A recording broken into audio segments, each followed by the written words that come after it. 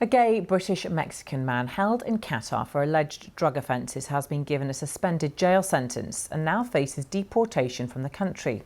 Manuel Guerrero Avina, seen here on the left, says he fell victim to a so-called honey trap operation using the gay dating app Grindr. Amnesty International has described his experience in detention as nothing short of horrific. With me now is James Lynch, a former British diplomat in the Gulf, who is now co-director of the human rights group FairSquare. James, good to see you. You've been speaking to this man's family. What have they said about what happened to him? Well, Manuel was using the Grindr app and he thought he had a date. And he was asked by this date to go down to the lobby of his apartment. And when he got there, a number of sort of Qatari police sort of pounced on him. And that's the sort of start of his ordeal. This was the beginning of February. He spent 6 weeks in detention, and he was forced into confessing that he had possessed drugs. And this is basically this was a case really about targeting the LGBT community, but the Qatari authorities have tried to make it into a drugs case, drugs that he says were planted. Yeah, it is illegal to be gay in Qatar, isn't it? That's right. Yeah, any sex outside marriage is gay. Is illegal in Qatar. So what is he saying about what he believes is the real motive here then? Well, Qatar has, Human Rights Watch have done a lot of research on the fact that, Qatar has a record of targeting LGBT people.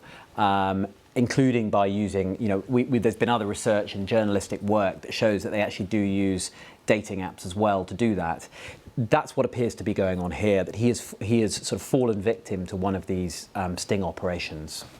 This is a form of persecution. And have the authorities responded in any way in Qatar? Well, the authorities sort of, just keep saying this is about drugs. I mean, the other element here is that, of course, Manuel is HIV positive. And when he was in detention, he had the most horrific ordeal. He was deprived of his medication. That's something that the British Foreign Office have, confirmed publicly.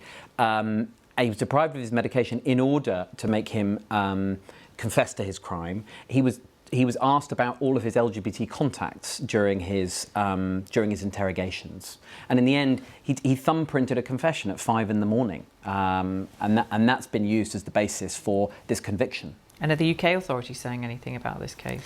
They say that they're taking it seriously and that they're working on the case, but they need to do much more. The UK needs to make very clear representations about the unfairness of this trial, because whilst at the moment, it looks like, the worst that he could face is deportation, although we don't know if the Qatari prosecutor will appeal that verdict.